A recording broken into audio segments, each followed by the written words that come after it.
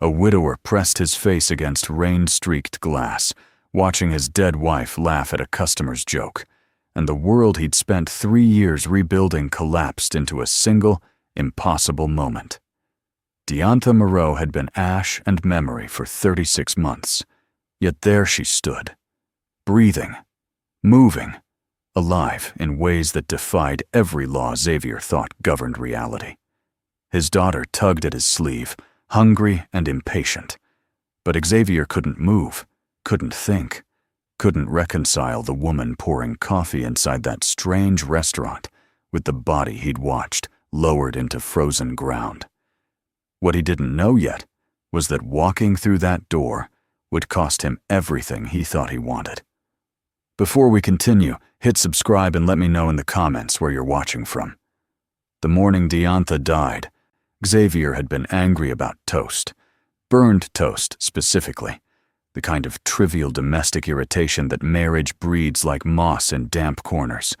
She'd been distracted, he'd been impatient, and their last conversation had been about smoke detectors and opened windows and his meeting that he was already late for. He'd kissed Bonnie goodbye, touched Diantha's shoulder without really touching it, and driven away thinking about quarterly reports. The police officer who knocked on his office door 6 hours later had kind eyes and terrible news. Diantha's car had been struck by a truck running a red light. She'd died on impact. The world had continued spinning despite this impossibility, and Xavier had been forced to spin with it. In the 3 years since, he'd become fluent in the language of absence. The empty passenger seat, the singular toothbrush in the holder, the way Bonnie sometimes called him Mom by accident, and then went silent, her small face crumpling with the realization that there was no mom to call anymore. He'd learned to braid hair by watching YouTube videos at 2 in the morning, learned to navigate parent-teacher conferences alone, learned to be both father and mother in a house that echoed with everything Diantha used to be. He'd also learned that grief doesn't move in a straight line. Some days he could breathe. Some days the weight of her absence pressed down like water, like he was drowning in air. And some days, like that October evening when he'd taken Bonnie out for her favorite noodles because he'd burned dinner again, some days he could almost pretend they were okay. Then he saw her. The restaurant called itself Kronos, which Xavier would later realize was the first clue he'd missed. It sat wedged between a dry cleaner and a bookstore on a street he walked every week, yet he had no memory of it existing before that moment. The sign was simple, just the name in gold letters that caught the streetlight and held it. Bonnie had already pushed through the door by the time his brain caught up with his body. She was 5 years old and hungry and impatient with her father's sudden stillness. The bell chimed as the door swung shut behind her, and Xavier stood frozen on the sidewalk, staring through glass at the impossible. Diantha. Not someone who looked like Diantha. Not a stranger who happened to share her features. His wife, exactly as she'd been that last morning. Wearing jeans and the blue sweater he'd bought her for Christmas, her dark hair pulled back in the messy bun she always claimed to hate, but wore anyway. She moved through the restaurant with easy grace, setting plates in front of customers, refilling water glasses, laughing at something an elderly man said. Xavier's hand found the door handle. His daughter's voice called out from inside, already choosing a table.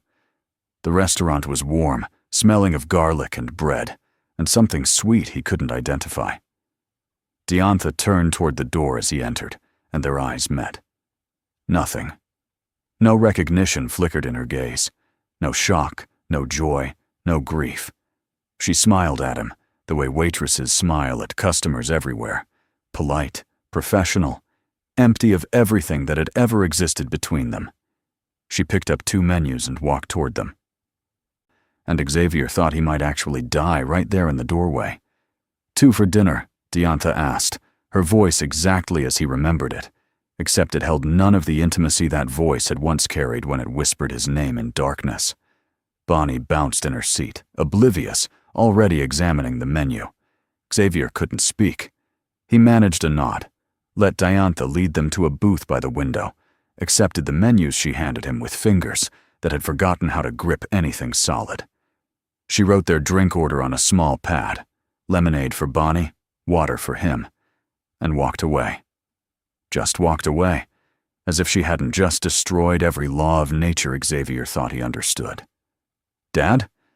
Bonnie was looking at him strangely. "Why are you crying?" He hadn't realized he was. Xavier tried to leave twice during dinner. His body rejected the impossible.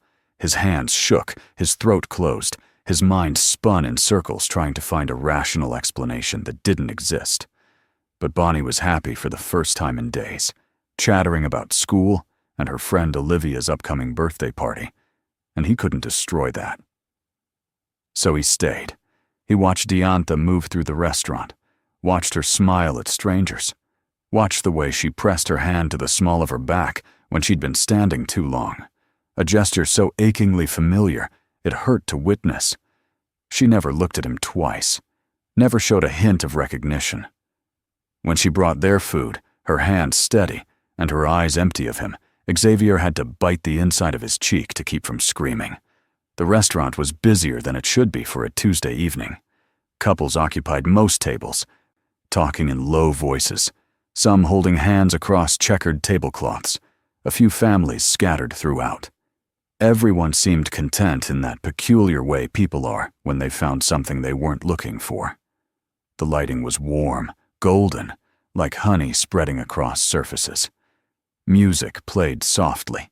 Standards, the kind Diantha had loved. Sinatra and Ella Fitzgerald, and songs that belonged to an earlier era. When Diantha brought their check, an older man approached their table. He was tall, silver-haired, wearing a suit that looked expensive and old-fashioned at once. His eyes were sharp, but not unkind. "I hope everything was satisfactory," he said, and his voice carried an accent Xavier couldn't place. Something European, perhaps, but worn smooth by time. "It was great," Bonnie chirped, and the man's face softened into a genuine smile. "Wonderful." He turned to Xavier. "I'm Hector Castellanos. I own Kronos." He extended a hand. Xavier shook it automatically, his palm clammy, his pulse hammering in his throat. "I wonder if I might speak with you for a moment. Alone?" Something in Hector's expression suggested he knew exactly why Xavier's world had just shattered. Xavier looked at Bonnie, who was drawing on her paper placemat with crayons a different waitress had brought, then back at Hector. He nodded. They moved to a small table in the corner, away from the other diners. Hector folded his hands on the table, regarding Xavier with an expression that wasn't quite sympathy, but something more complex. "You recognized her," Hector said, not a question. "That's my wife," Xavier's voice cracked. "My dead wife. Diantha. She died 3 years ago." "I know. That's impossible. You can't. How would you?" Xavier pressed his palms against the table, trying to anchor himself to something solid. "What is this place?" Hector leaned back in his chair, considering his words carefully. "Kronos is, let's call it a restaurant with particular properties. Time moves differently within these walls. The people who work here, they exist in moments borrowed from the past. Your Diantha is here, yes, but she's here from a time before she knew you, before your daughter, before everything that happened." The word should have sounded insane. Xavier waited for his rational mind to reject them, to find the explanation that made sense. It didn't come. Because he'd seen her, he'd watched her move and breathe and exist in a world where she should be ash and memory. "Why?" he managed. "Why is she here?" "Because you needed her to be." Hector's voice was gentle. "Kronos appears to those who carry the heaviest regrets. It offers, let's call it an opportunity, a chance to interact with the past in a way that might, if you're careful, change the present." Xavier returned the next night, and the night after, and the one after that. He told himself it was to understand, to learn what Hector meant by changing the present. But really, He came because Diantha was there. Because for a few hours each evening, he could exist in a space where his wife breathed and moved and laughed, even if she didn't know him, even if every encounter was a fresh wound. Hector explained the rules slowly, over multiple conversations held in that corner table, while Bonnie colored or read at the booth by the window. The restaurant, he said, existed in a pocket of temporal instability, a fold in the fabric of time where past and present overlapped like pages in a book pressed together. The staff weren't ghosts or illusions. They were real people, pulled from moments in their own timelines, working in Kronos before returning to their original lives with no memory of the experience. Diantha had been pulled from 6 months before she'd met Xavier. She was 26, still living in Boston, still dreaming about becoming a teacher, still whole and alive, and unaware that a man named Xavier Moreau would eventually become her entire world. "The question," Hector said one evening, his fingers wrapped around a cup of coffee that never seemed to empty, "is what you want to do with this opportunity." "I want her back." The answer was immediate, visceral. "I want my wife back." "Then you'll need to change the event that took her from you." Hector's expression remained neutral. "The accident.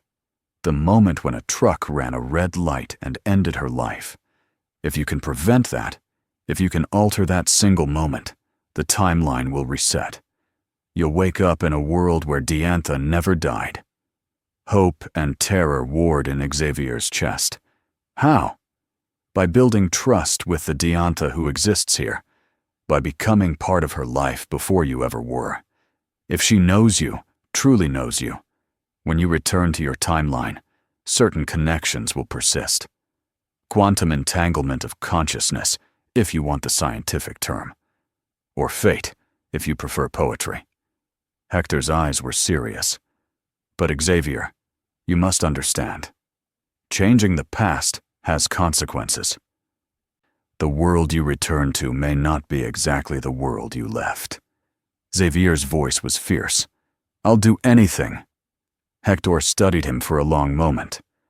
"Most people say that. Few understand what anything actually costs." Xavier became a regular at Kronos. Night after night, he brought Bonnie for dinner, sat in Diantha's section, and learned the rhythm of her shifts. At first, Diantha treated him with the same professional courtesy she showed all customers. But slowly, imperceptibly, something shifted. It started with small talk. The weather. Bonnie's drawings. Book recommendations. After Diantha noticed Xavier always carried a novel in his jacket pocket. She'd been an English major before switching to education, she told him, and she missed having people to discuss literature with. Xavier, who'd only become a reader after Diantha died, desperate to fill the silence of empty evenings, found himself in conversations about Fitzgerald and Morrison and Didion. He learned things about Diantha he'd never known, that she'd wanted to study in Paris but couldn't afford it, that her mother had died when she was 17 and she still dreamed about her, that she was afraid of becoming a teacher because she wasn't sure she had anything worth teaching. Xavier listened, cataloged every detail, fell in love with her all over again, even though this Diantha had never loved him at all. The hardest part was Bonnie. His daughter adored Diantha immediately. In that way, children sometimes recognize kindred spirits. She drew pictures for her, saved the best stories from school to share with her, asked if Diantha could sit with them when she had breaks. And Diantha, who didn't know she was sitting with her own daughter, was charmed. She played along with Bonnie's games, admired her drawings, asked questions about her life with the gentle curiosity that had always made her a natural with children. Xavier watched them together and felt something break and heal simultaneously. This was his family. Except it wasn't. Except it couldn't be. Not yet. Hector observed from behind the bar, his expression unreadable. Sometimes Xavier caught him watching with what might have been concern. Once, after a particularly good evening when Diantha had laughed at one of Xavier's stories until tears streamed down her face. Hector pulled him aside. "You're getting close," he said quietly. "Are you certain about this path?" "I've never been more certain of anything. The accident happens in 2 weeks. In your timeline, I mean. If you're going to prevent it, you need to act soon." Xavier's hands clenched. "Tell me what to do." The plan formed slowly, built from fragments of information Xavier extracted from Hector during whispered conversations after closing time. The accident had occurred at the intersection of Maple and 3rd Street at 2:47 in the afternoon on November 15th. Diantha had been driving home from the grocery store. The truck driver had been texting, ran the light, struck her car on the driver's side. She died instantly. The truck driver survived with minor injuries, and 3 years of guilt he'd never be able to wash away. To prevent it, Xavier needed Diantha to be somewhere else at 2:47 p.m. on November 15th. Anywhere else. The variables were delicate, change too much, and the timeline might splinter in unexpected ways. Change too little, and the accident would still occur, just differently.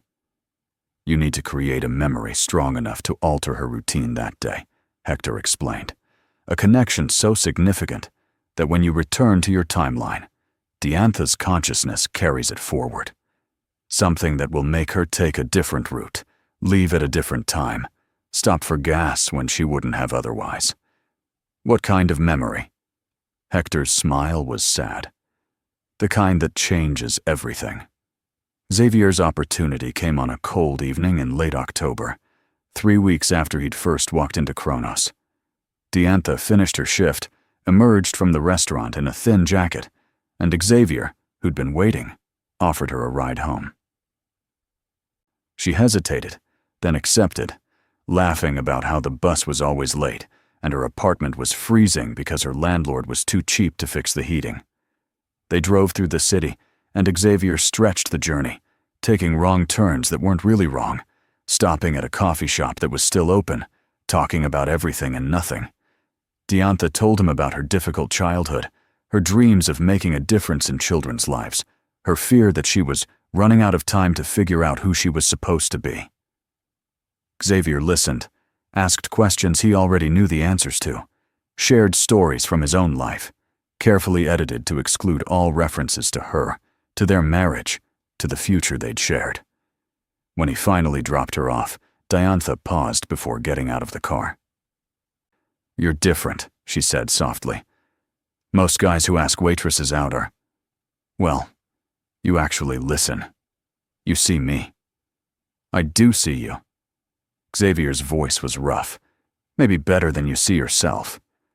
She smiled, and for a moment, just a heartbeat, something flickered in her eyes that looked like recognition. Then it was gone, and she was thanking him for the ride, walking toward her building, disappearing into the November night. Xavier sat in his car for an hour afterward, his hands on the wheel, his heart hammering, thinking, "This is how I'll save you. This is how I'll change everything." As November 15th approached, Xavier's visits to Kronos intensified. He came every night, sometimes twice. Hector watched with increasing concern, but said nothing. Diantha began waiting for him, saving his favorite table, bringing Bonnie extra desserts, staying to talk after her shift ended. She mentioned him to her roommate, laughed at inside jokes they'd developed, touched his hand when she was making a point. 1 week before the accident's anniversary, Diantha asked Xavier about his wife. They were sitting in the restaurant after closing, just the two of them, while Bonnie slept in a booth nearby, covered with Xavier's jacket. Diantha had brought them leftover pie, and they'd been talking about families, about loss, about the weight of memories. Bonnie mentioned her mother once, Diantha said carefully. She said she's gone. Xavier's throat tightened. She died 3 years ago. "I'm sorry." Diantha's hand covered his. "What was she like?" He couldn't answer at first. How do you describe someone to themselves? How do you explain that the person asking is the person being asked about? She was... Xavier started, then stopped, started again. She was the kind of person who made you want to be better, not because she demanded it, but because being around her made you realize all the ways you could grow. She was patient and fierce, and she loved completely, without reservation. She made everything feel possible. Diantha was quiet for a long moment. Then, "You still love her?" "I always will." "Then why are you here?" The question was gentle, without accusation. "With me, I mean. Why come here every night?" "Why?" "Because you remind me of her," Xavier said, which was the truth, and also the greatest lie he'd ever told. Diantha nodded slowly, something complicated moving across her face. "Xavier, I need to tell you something. This restaurant. The job, it's temporary. I'm moving back to Boston next week. My lease is up, and I got accepted into a graduate program there. I should have mentioned it sooner, but No." The word came out sharper than he'd intended. "You can't leave." "I have to. It's my life, my future." "You don't understand." Xavier's voice cracked. "If you leave now, if you go back to Boston, everything changes. The timeline, the possibilities." Diantha pulled her hand back, confusion and concern warring on her face. "What are you talking about? What timeline?" And that's when Hector appeared beside their table, his expression grave. "Xavier, stop." "I can't. I'm running out of time." "You've already run out of time." Hector's voice was heavy. "The accident happens tomorrow." The next morning, Xavier woke in his real apartment, in his real bed, in the timeline where Diantha had been dead for 3 years. Bonnie was already awake, getting ready for school, and Xavier lay there staring at the ceiling, his chest tight with panic. He'd failed. Despite everything, despite the connections he'd built, he hadn't changed enough. Diantha was still going to die today, at 2:47 p.m. at Maple and 3rd, the same way she always had. Unless... Xavier called in sick to work, dropped Bonnie at school, then drove to the intersection of Maple and 3rd and parked where he could watch both directions. His plan was simple. If he saw Diantha's car approaching, he'd do something. Cause a minor accident, block the intersection, anything to keep her from being in that exact spot at that exact moment. But at 2:30, his phone rang. The hospital. Bonnie had fallen on the playground and broken her arm. Could he come immediately? Xavier's hands shook as he gripped the phone, the universe offering him a choice. His daughter, who needed him now, or his wife, who was about to die. He couldn't be in both places at once. He chose Bonnie. Of course he chose Bonnie. He drove to the school, held his crying daughter, rode with her to the hospital, stayed by her side while they set the bone and wrapped it in a cast. He was present, attentive, everything a father should be. And at 2:47 p.m., while the doctor was explaining post-fracture care, Diantha Moreau died exactly as she had the first time. Except when Xavier finally made it home that evening, exhausted and grief-stricken, Bonnie asleep in her bed with her new cast, he found a note on the kitchen table, in Diantha's handwriting. Impossible, but there. Xavier, you tried so hard to change the wrong thing. The accident wasn't the problem. The morning before was. You left angry. I left sad. We both left without saying what mattered. Time doesn't give us do-overs, but love does.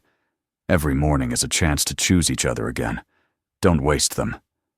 Love, Diantha, who saw you, always. Xavier's legs gave out. He sank to the floor, the note clutched in his shaking hands, and finally understood. Hector's warnings about consequences, the way Diantha had looked at him that last night in Kronos, the question she'd asked, "Why are you here?" The restaurant hadn't been about preventing her death. It had been about understanding his regret. Not that she'd died, but how he'd loved her while she lived. Xavier never found Kronos again. The next evening, he walked past where it had been, and found only the dry cleaner and the bookstore. No golden sign, no impossible space between them. Hector Castellanos, if that had been his real name, had vanished along with the restaurant. So had the version of Diantha who'd worked there, who'd existed in a moment before their love had begun. But the note remained. Xavier kept it folded in his wallet, proof that something had happened, that the impossible had briefly become real. He read it on hard mornings, when the weight of loss felt too heavy, when he found himself angry at circumstances he couldn't control. Bonnie's arm healed. Life continued its relentless forward motion. Xavier learned to stop mourning what he'd lost and started honoring what he'd had. He went to therapy, joined a grief support group, started dating eventually. Nothing serious, but enough to remind him that his heart could still open to another person, even if that person could never be Diantha. On the 3-year anniversary of Diantha's death, Xavier took Bonnie to the cemetery. They brought flowers, told Diantha stories about their lives, about the things they wished she could witness. Bonnie was 11 now, growing into a person Diantha would have been proud of. Smart and kind, and resilient in ways that children who've lost a parent too young often are. "Do you think Mom can hear us?" Bonnie asked, her hand in Xavier's. "I think love transcends a lot of boundaries." Xavier squeezed her fingers. "Time, distance, even death. I think when you love someone completely, they're always with you in some way. That's a nice thought. It's the only thought that makes any of this bearable." They stood there for a while longer, father and daughter, beside the grave of someone they'd both loved. The November wind was cold, carrying the smell of distant rain. Xavier thought about parallel timelines, about restaurants that existed between moments, about the version of himself who'd tried so desperately to change the past that he'd nearly missed the present. The thing about time travel, Xavier had learned, is that you're always doing it. Forward, second by second, minute by minute. The only choice is how you spend the journey, whether you waste it on regrets or invest it in the people who share your timeline right now, in this moment, before the next moment sweeps you forward into whatever comes next. 6 months later, Xavier was making breakfast when he burned the toast. Again. Bonnie laughed at him from the table, where she was working on homework before school. "Dad, you've got to set the timer." I know. He scraped the blackened bread over the trash, started again. This time he watched it carefully, didn't let his attention drift. When it popped up golden brown, perfectly done, he felt an absurd sense of accomplishment. "Hey, Dad," Bonnie looked up from her math. "I had a weird dream last night." "Yeah?" "About Mom. She was working in a restaurant, and we used to visit her there, and you two would talk for hours. It felt really real." Xavier's hand stilled. "What else do you remember?" "Nothing specific, just feeling safe. Like even though things were sad, they were also okay." Bonnie smiled. "It was nice." "It was," Xavier agreed softly. He brought the toast to the table, sat down across from his daughter. "Hey, Bonnie, I want you to know something.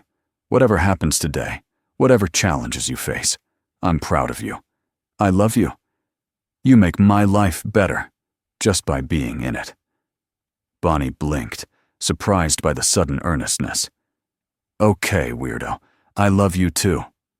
And I'm sorry if I ever take that for granted, if I ever forget to say it, or if I leave the house angry, or if I'm distracted when you need me. I'm trying to be better about that." "Dad, seriously, are you okay?" He smiled. "I'm learning to be." The clock on the wall showed 7:30. They needed to leave in 15 minutes, or Bonnie would be late. Xavier watched his daughter return to her homework, watched morning light spill across the kitchen table, watched the ordinary magic of another day beginning. Diantha was gone. That fact hadn't changed, would never change. But this moment, this morning, this love, this was real. This was his. And somewhere, in a restaurant that might or might not exist, in a fold between then and now, Xavier Moreau hoped that a different version of Diantha was living her life, taking different routes, making different choices, finding joy in ways that Diantha he'd known never got to experience. He hoped that Hector Castellanos was watching over other broken people, offering them the impossible, teaching them the same lesson Xavier had learned. You can't change the past, but you can change how you carry it forward. The toast was perfect. Xavier had finally learned to pay attention.